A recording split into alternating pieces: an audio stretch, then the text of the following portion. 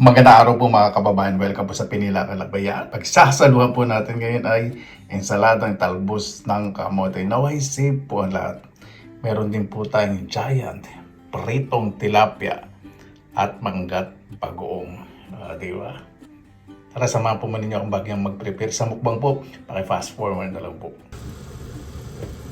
Nakaugalian ko na po talaga magprito ng isda na may kaunting harina para hindi po matalsik at mas crispy. Kasi sa paminta lang po yung nilagay ko sa harina. Simplihan lang po natin. Pag magbabaligtad po, ganito. Sobrang laking tilapia. Magamit po ko na 2 kutsara. Mas madali po sa akin.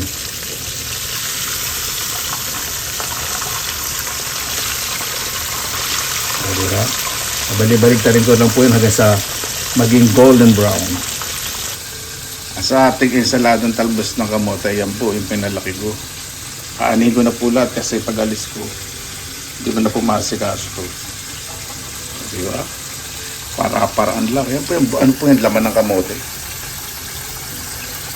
Kapag nagpapatubo po ang kamote, nilalagay ko lang dito. Pero bukas ayusin ko na pakikita ko po sa inyo. Tatakpan ko lang. Ayun o, may tubo. Ano nakikita nyo? Yan o. Yan, yan po yung masarap sa pritong isda. Crispy outside, soft inside. Sa talbos ng kamote po, pag papakulo kayo, pakulan nyo po muna yung tubig. Huwag yung ilalagay nyo yung tubig sa kayong talbos, tapos pakulan nyo, hindi po nagiging malabsa. Pero masasarap syempre steam. Tapos ang dali lang naman po. Marami rin po na-harvest. Yan po talaga dito sa abroad. Sa abroad. Walang sayang, pati daon. Pero sa Pilipinas, di ba? Talbos lang talaga tayo para mas masarap. Ready na po ang ating ensaladang talbos ng kamote. Meron po yung suka, bagong isda, asin, paminta sa kasual. O di ba? Kamatis, sibuyas sa kayong talbos. Gusto po sa kamatis yan, medyo mahilaw-hilaw para mas masarap. Mayroon din po tayong maltong na hilaw na mangga at may bagoong. Ready na po? Kaya na po tayo? Mabuhay yan! Maraming salamat naman sa Panginoon. Naway safe po ang lahat. Bago tayo magsasalamatan po muna natin ng Panginoon. Panginoon, maraming salamat naman po sa biyaya binigay niyo po sa ibibigay na bigay sa araw po na to. Naway ang bawat isa po ay ligtas, lalo na po yung malalayo sa kanilang mga mahal sa buhay, at naway makauwi po ng safe ang bawat isa. Kaya na pong bahala po sa amin. Sinusuko na po namin sa inyo lahat sa ngalan ni Jesus. Sana po natin. O, di ba? Kung napansin po ninyo doon sa ibang nakarang kong vlogs,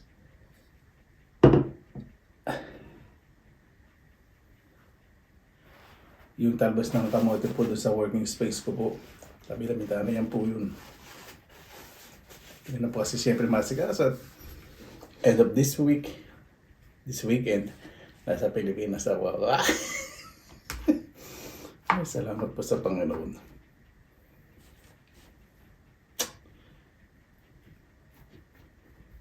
Sa mga nagsasabi po, kuya, swerte mo naman. Taon-taon nakaka-uwi ka, 1 beses, 2 beses. Sobrang papasalamat po ako. Siyempre, yung mga magulang may edad na kailangan po dalawin. Ang pera po kikitain. Pero yung mga memories, yung saya, hindi na po mauulit po yun. Hindi mababayaran po ng pera yun. Kaya na po tayo. Mainit pa itong angin.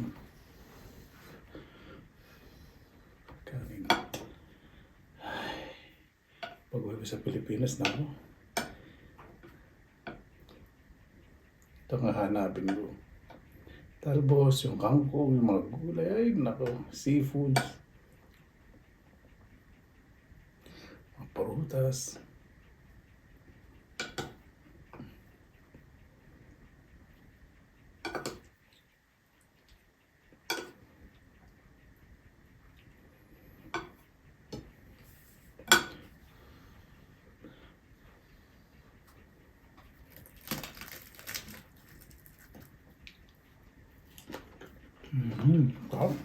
Malinam lang. Crispy outside, soft inside.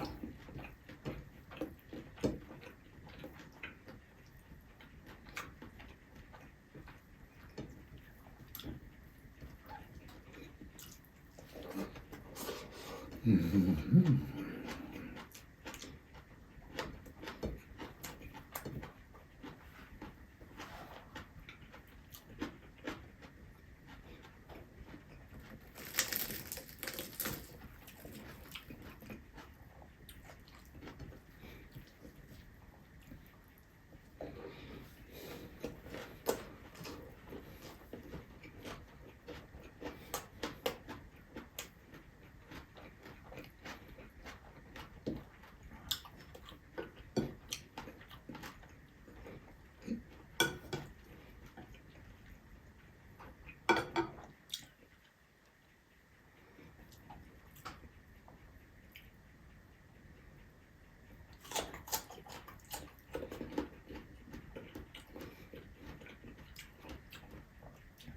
hanggang nagluluto nga eh.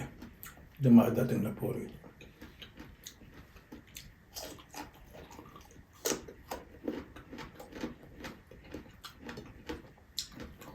Pilipinas pa na naman ka, napakasarap. Sigurado bawat mukbang ko may mangga.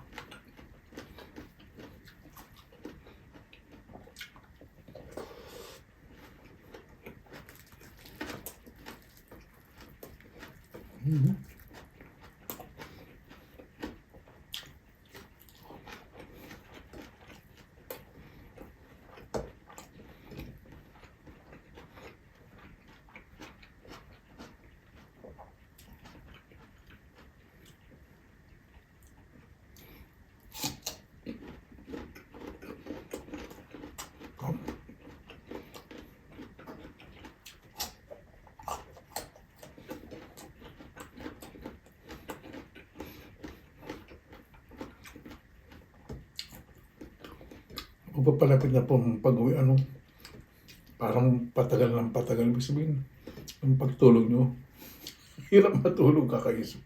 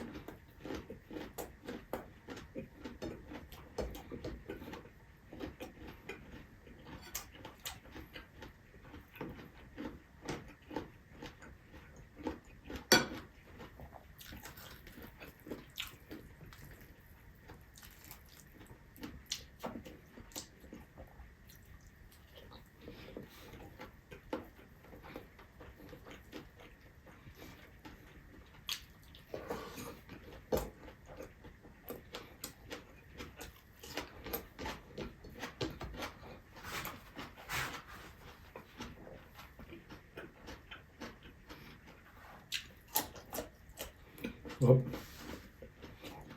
makalutong itong mangga.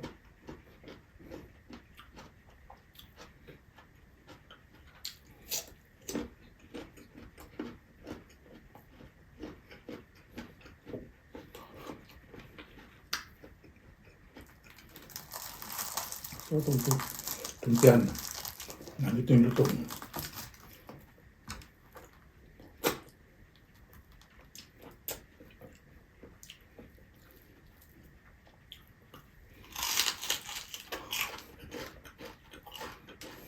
Ako, parang chicharon.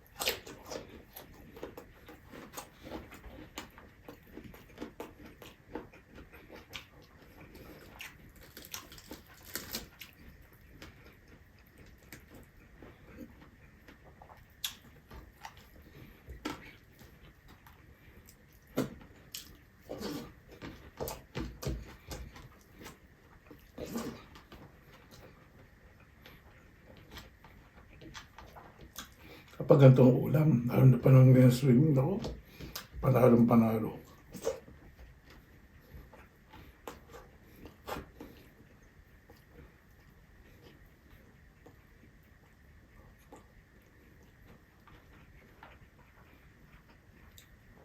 Gradong tawag pang kaldero.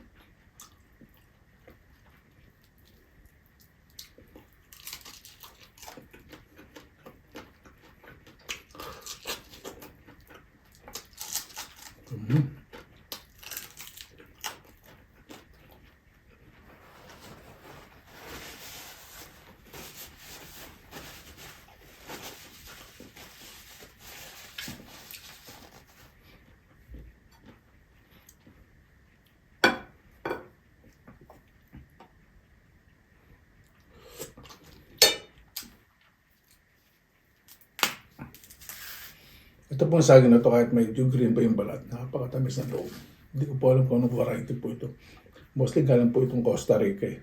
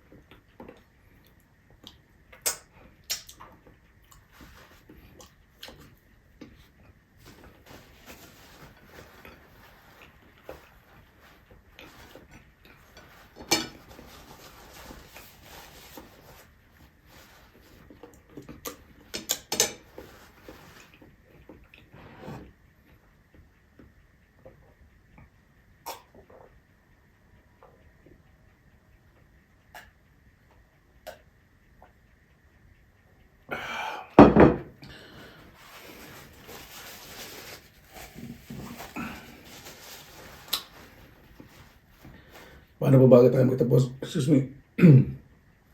Pasalamatan po muna natin ng Panginoon. Panginoon, maraming salamat na po sa biyaya binigyan po sa amin sa araw na ito. Naway ang bawat isa po, mas manay pong pagmamahal, lalo na po sa pamilya, unawaan, pagmamalasakit sa mga namumuno at mamumuno pa lang po.